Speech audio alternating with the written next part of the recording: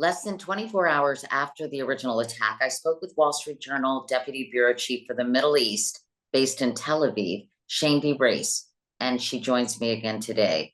Shayndi, I'm so happy to see you again, and I'll never forget that first day where you were in the stairwell with your children during the initial bombing. You really didn't know what was going on at the time. You were clearly terrified. So I guess 6 months later, how are you and your family doing? Thank you so much for asking. We're doing good. Things have bizarrely gotten back to normal in certain ways in Tel Aviv. Other parts of the country are still very much not normal.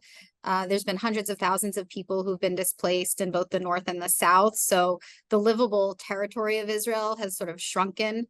But in Tel Aviv, there's a lot of sadness still. There are pictures of hostages everywhere you look, and you can sort of feel the tension in the air. But my kids are back in school. They weren't in school for a couple months. And so it was pretty stressful. There were rockets all the time. And, we were going into the stairwell and sheltering.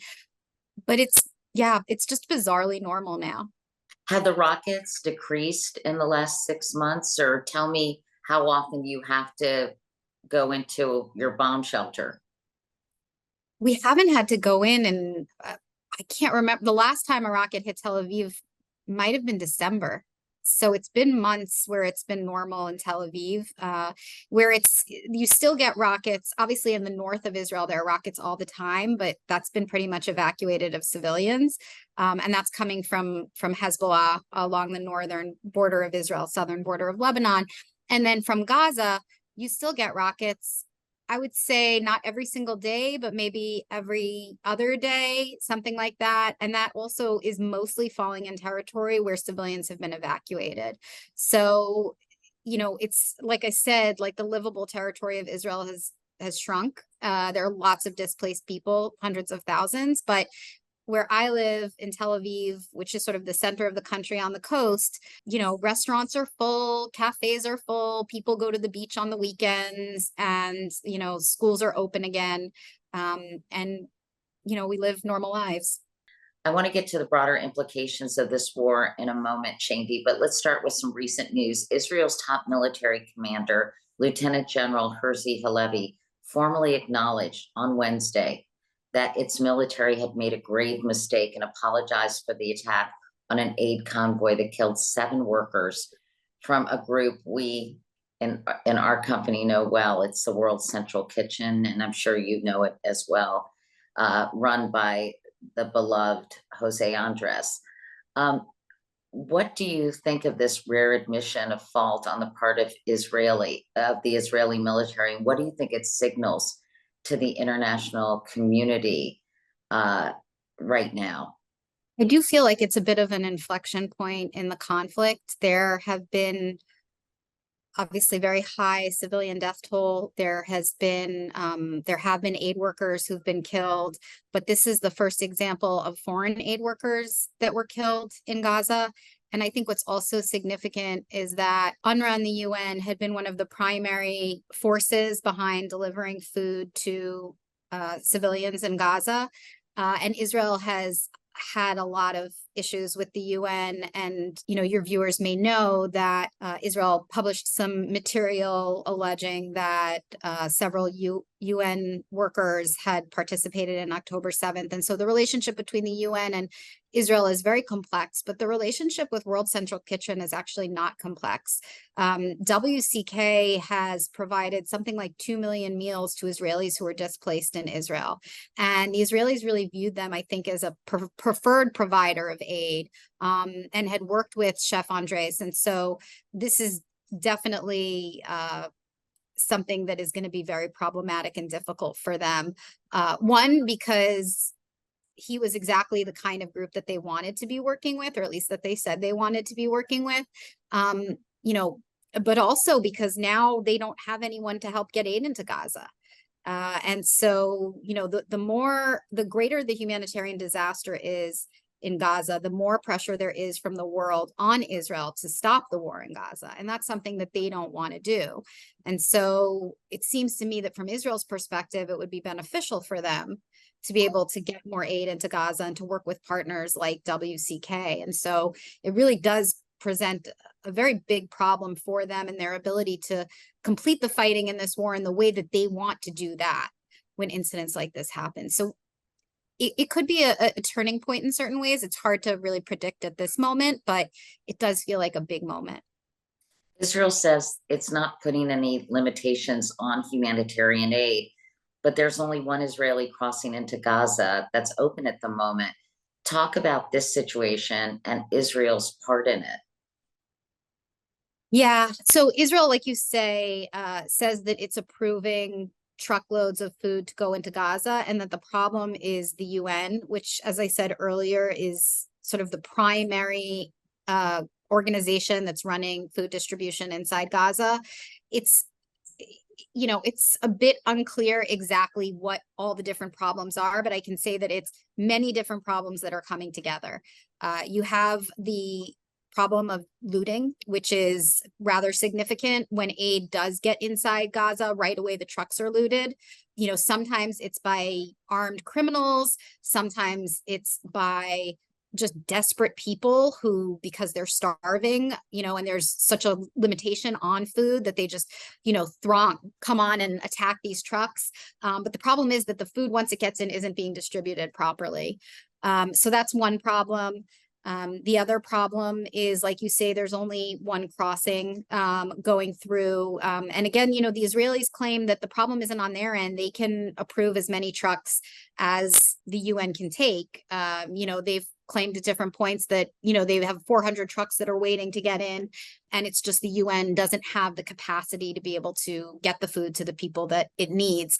Obviously, another issue is deconfliction, which is basically means that, you know, when you're an aid worker and you have a convoy of food going through into Gaza, you need to tell the Israeli military where you are and when you're moving so that they can make sure not to target you. That didn't work very well with World Central Kitchen, but that's another issue. And there was one point when the World Food Program, which is part of the UN, said that they were going to stop all food deliveries to northern Gaza because they said it was just too dangerous. And there have been other instances where the Israelis have hit food convoys. Like I said, not to this degree, and there hadn't been, as far as we know, other foreign nationals who had been killed. But it's a very complex problem, and there's a lot of finger pointing. You know, the UN says the problem is Israel, that they obviously need to be opening more aid crossings. They also say that Israel, you know, is unreasonable about the restrictions that it places on aid. And so there's a lot of finger pointing that's going on. Meanwhile, I'm curious, Shayndi, about the attitudes within Israel. First, about the war itself. Are most Israelis in support of continuing the conflict as it has been over the last 6 months? Are they in favor of a ceasefire? I know there are a lot of different views. Israel is not monolithic. But can you just tell us in general the sentiments inside the country? Yeah, so I think the first thing that you have to understand about Israelis is that October 7th shook them to their core, that it was deeply traumatic, and they have not moved on from that trauma. The world is experiencing a new trauma, which is the images of Gazans starving and the deaths of so many Palestinians, but Israelis are still focused on their pain and their trauma. And so I think that that's just an important thing to remember when you're talking about how Israelis view the war. I would say that most Israelis do believe that the war needs to happen. Most Israelis believe that there shouldn't be a ceasefire until Hamas is destroyed. At least the military capability of Hamas is destroyed. What the full-blown destruction of Hamas looks like, maybe there are disagreements over that. But the general idea that this war is just and that Hamas is a fair target most Israelis are in support of that. I think where people tend to have disagreements is over how Benjamin Netanyahu, the prime minister, is handling the relationship with the US, what the plan should be for Gaza after the war, and whether there should be more engagement with regional allies, Arab allies, or potential allies like the Saudis over post-war Gaza and a Palestinian state. So I think that's where the disagreements are. It's to some degree over how the war is being fought. Mostly it's over how Netanyahu is handling different international pressures and how he's handling the relationships with Arab allies and potential allies. But in terms of the justness of the battle itself, there's not a lot of debate over that. There's a small anti-war movement, and obviously Israelis of Palestinian descent have different feelings about it than Jewish Israelis, but I would say by and large Jewish Israelis believe this is a just war. Despite the fact that more than 31,000 people, civilians, I guess, and many of them women and children, have been killed as a result of the conflict. I would say this is what happens in a war. I think that they would view it two different ways. One, first of all, probably a lot of Israelis would question the death toll, because that's put out by Palestinians in Gaza. And so, there's probably some skepticism over how many of those figures are civilians versus combatants. Those numbers don't distinguish. We don't know how many are Right. actually Hamas. So that's number one, how they would view it. I think a lot of Israelis would also say that it's true that a lot of civilians have died, but the fault lies on Hamas for embedding itself within civilian infrastructure, and that, if Hamas would sort of try to fight a fair fight, then you wouldn't have that level of death toll on the civilian side. Obviously, there's also a belief for political reasons that civilians can't leave Gaza because that would be considered ethnic cleansing. And so you have a situation where Palestinians aren't allowed to leave Gaza. They can't go into Israel, won't allow them to enter into Israel for sort of understandable political reasons. They're viewed as their enemy. Egypt won't take them in because they don't want to be viewed as sort of, helping in ethnic cleansing, and other countries won't take Palestinians in the same way. So you have a very unique situation where you have a civilian population that is completely and totally enmeshed within the fighting. So that's another thing that they would say, is they would put the blame on Hamas and not on Israel. And I also think what's important to remember is that on Israeli TV at night, when you watch the news, you're not seeing images of what's happening in Gaza. So if you are Israeli and you decide you want to go look at CNN, then you'll see it. But if you're turning on, local Israeli news at night, what you're going to see is families talking about their children who were killed in the war, soldiers. Every single night on Israeli TV, you have whatever soldiers were killed that day, the family members go on TV. The funerals are live streamed. They're on TV all the time. It's interviews with families of hostages. It's just people being enmeshed and just completely engrossed in their own pain, and they don't see other people's pain. And I mean, I don't want to overgeneralize. Obviously, there are many people who do, but I think from the big picture for them, they still very much they feel like they're the victims, and they're in a lot of pain. And I would say it's the same from the Palestinian side. I mean, it's very hard to see other people's pain when you're so deeply suffering yourself. Let me ask you about Benjamin Netanyahu's popularity overall, because I know tens of thousands of people have been protesting against the government. And I guess there have been new protests demanding a ceasefire and the release of the hostages. But one thing many of these protests have in common is their opposition to Benjamin Netanyahu. How are people feeling? You mentioned that they aren't happy with how he's dealing with international pressures from a variety of places, but what about just him as a leader in general? Have people rallied behind him? Because he was extremely unpopular, I think it's safe to say, prior to October 7th, or is that an overstatement? I would say that he was extremely divisive. So before October 7th, Netanyahu had crafted, and it still exists today, the most right-wing, ultranationalist, and religious governing coalition in Israel's history.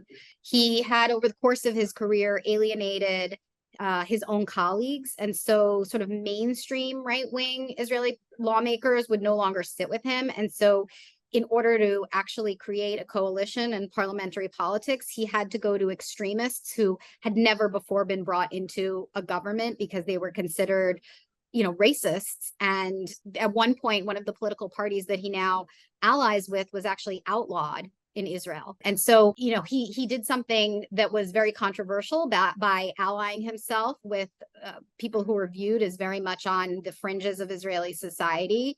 And as part of his alignment with those groups, he pushed forward a plan to overhaul the Supreme Court that was incredibly divisive and really split the country. And, before October 7th happened, I sort of thought that's what I was going to be doing my time here, is I was going to be just covering this mass protest movement and this judicial overhaul. And that's what I did spend all my time with. And October 7th changed all of that in the sense that everybody took a pause and felt that, it wasn't the time for unity. Israel was facing an absolutely existential threat. And I'm sorry, it was the time for unity. It wasn't the time to be protesting the government. And despite the fact that many people had deep reservations about Netanyahu, that many people hated him, quite frankly, they didn't feel that, after an attack like October 7th, it was the time to sort of call for new elections. But we always knew that there was going to be a moment when that changed. And I think that what happened really last week was that the family members, not all of them, but a significant number of the family members of hostages still held in Gaza, came out and said, that's it, we've had enough, it's time for new elections. And the families before this had really been careful to not make their demands political. They wanted the hostages freed, but they didn't attack any political party or any specific politician. They just said, this needs to be the priority of the war. It needs to be bringing home the hostages. That has changed, in part because in recent hostage negotiations, the press has reported that Netanyahu has been part of the problem, that there seems to be a willingness on the part of Hamas to do a deal that maybe other members of the government, other members of the war cabinet would have found acceptable. But the risk is really that the extremists in Netanyahu's government wouldn't have supported the deal. And Netanyahu didn't want to risk having to face new elections right now because he's deeply unpopular. And almost all polls show that were he to face elections now, he would not only would he not be prime minister, but his party, which now has something like 32 seats, would have something like 17 seats. So it would be an absolute political disaster for him. And so, the charges that he's putting his own political future ahead of the fate of these hostages has really taken hold among a large segment of Israeli society, and people are just not willing to tolerate it anymore. So what could happen? I mean, could elections be called, or when is he up for re-election? So he's not up for re-election until October 2026. And what you're asking is the $1 million question. It's what everybody in Israel is asking. It's what all of his political opponents are trying to facilitate. Is there a way to bring him down? The number one problem in bringing him down is that his coalition of right-wing ultranationalists and religious political parties know that none of them will get back into power if they face new elections right now. So they all have they're all aligned politically in that they want to avoid new elections. However, there are certain things that could force some of those parties out of the coalition. One of them is a hostage deal, which would see, let's say, thousands of Palestinian prisoners released in exchange for hostages. Those thousands of Palestinian prisoners would probably be people who have been tried or accused of murdering Israelis. There's going to be a strong segment of the right wing within his government that's going to say, we will not approve a deal like that. And so the question is, will they put their money where their mouth is and drop out of the coalition, knowing that will force new elections and they won't be voted back into power? There's one other way that the government could topple, and that is over this issue of ultra-Orthodox Jews being conscripted into the army. So right now there's an exemption for ultra-Orthodox Jews. That issue has become incredibly controversial because right now the military desperately needs more bodies, and they make up 13% of the population. And the fact that they don't serve in the military is something that angers a lot of people. And so right now you have ultra-Orthodox political parties that are part of the coalition. And most recently, the Supreme Court has ruled that Netanyahu has to come up with a solution for this. They can no longer be exempt from the military. If he goes ahead with this and forces them to serve in the military, there's a very good chance that they'll pull out of the coalition and the government will topple. At the same time, they also know that if the government is toppled, it's not like Netanyahu's opposition is going to give them what they want. So it's really just a big question mark over how this government will fall. But I would say it's certainly hanging on by a thread. There's kind of a lot of things that they could, it's a minefield. It's a real minefield for them. Right now, support for Israel in the US has dropped. As support for Israel's action in Gaza, I should say, has dropped from 50% to 36%.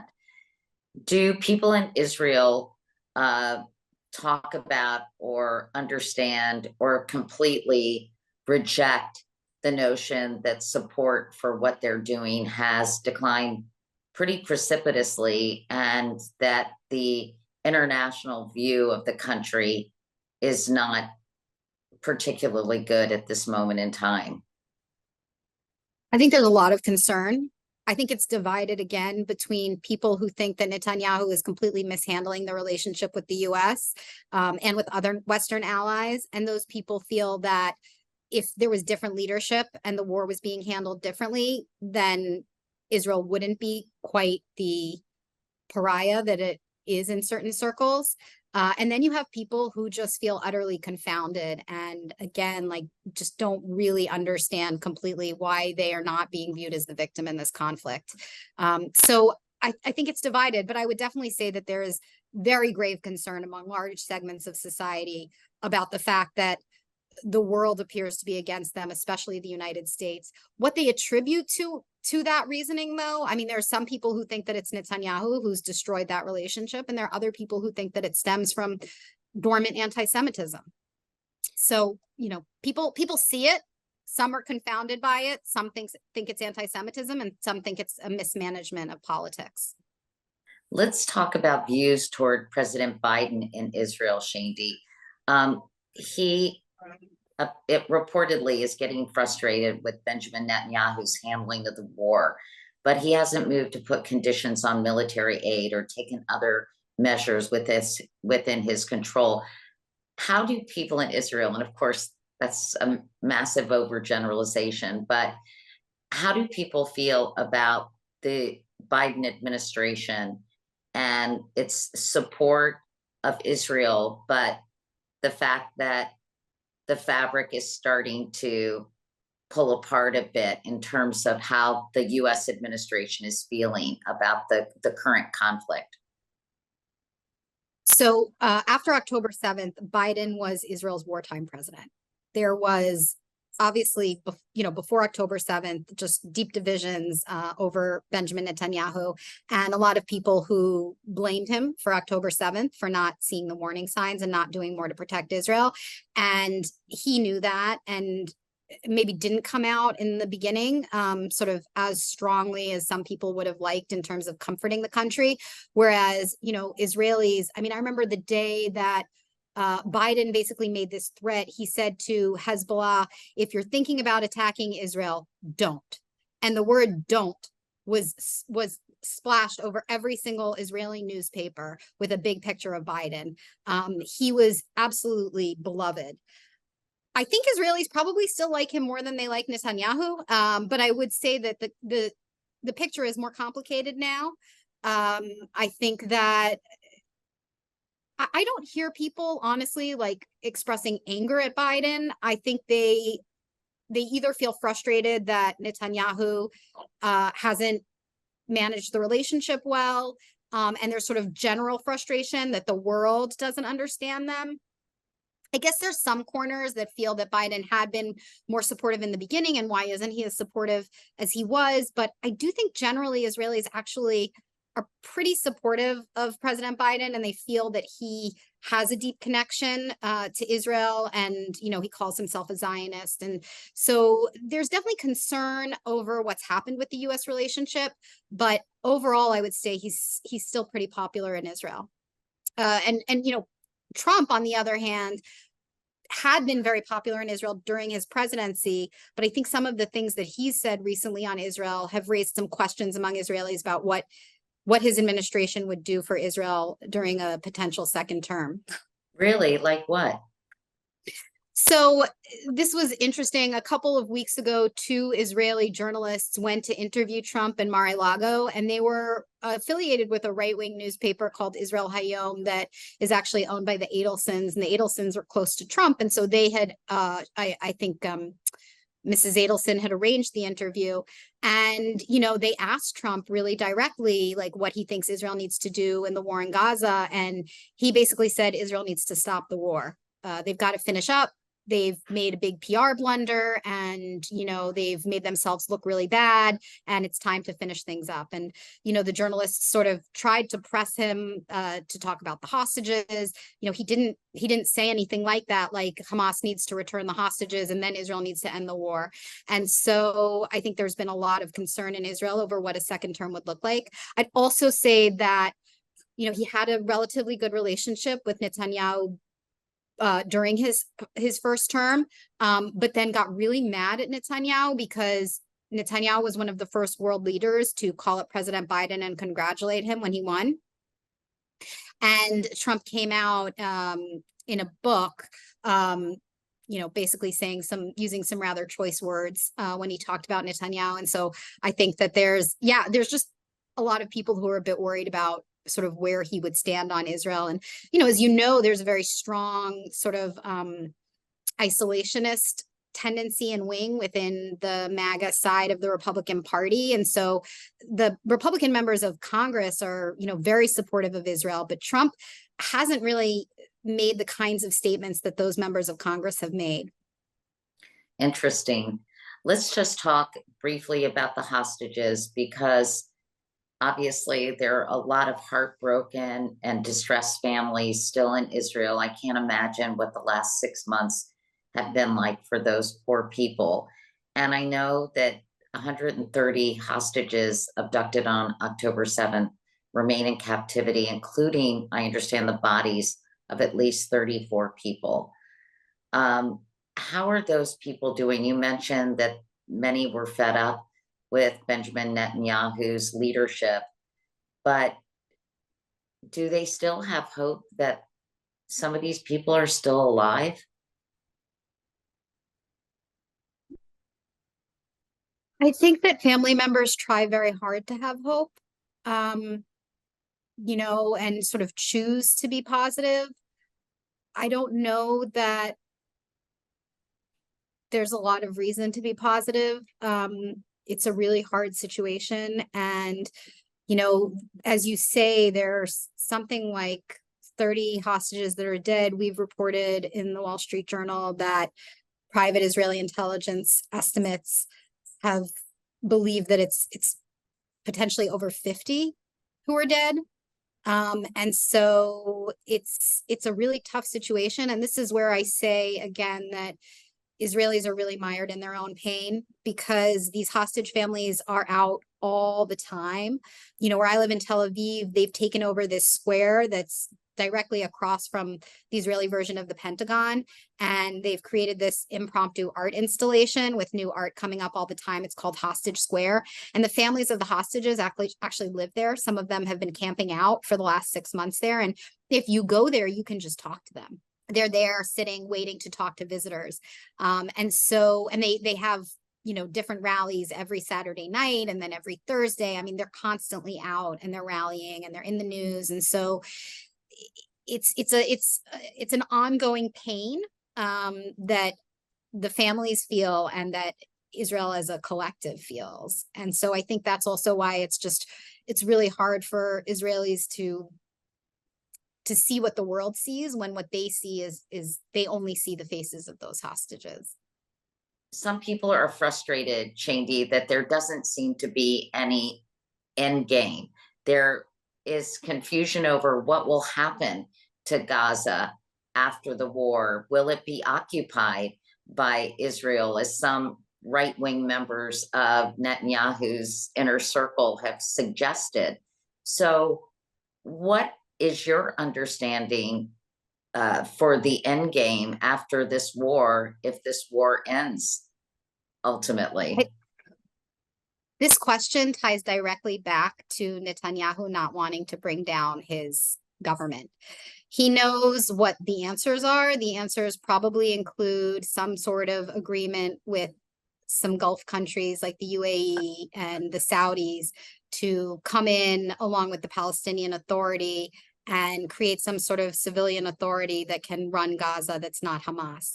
But for Netanyahu to agree to a plan like that, he would probably lose several key members of his right-wing coalition, and that would bring the government down. And so, part of the reason that something hasn't happened is, again, because there's just very big political consequences to making a decision. But you're exactly right. It's one of the biggest problems that the military itself and the entire security establishment in Israel is raising alarms about. So until that gets solved, until he makes a decision on what needs to happen there won't really be a solution to the crisis. Because there isn't even really a blueprint or any even potential solution for an end game, is there? The solution would be some sort of negotiated agreement with the Palestinian Authority for some sort of state, Palestinian A state, two-state solution, but Netanyahu Yeah. has said he doesn't want that. Right. That's the rub. That's the problem. And it's sort of the sticking point in all of this. I mean, there's a lot to say about the two-state solution. It's obviously something that the Americans, the international community really want to see. Israelis and Palestinians don't really support it anymore, but I don't think that means that it's outside the realm of possibility. There has to be a political will, though, on both sides, and that's unfortunately lacking at the moment. Finally, one of my very smart followers asked a question to pose to you, Shayndi, which I have wondered about as well. Was there ever an inquiry into the security failures that led to October 7th and the fact that the military took so long to assist those people in the South, in those kibbutzes? And let me just ask that again. Shayndi, one of our very smart followers wanted me to ask you if there's ever been an inquiry on the security and military failures that led to October 7th. There is one ongoing investigation that the IDF has launched. That's the Israeli military.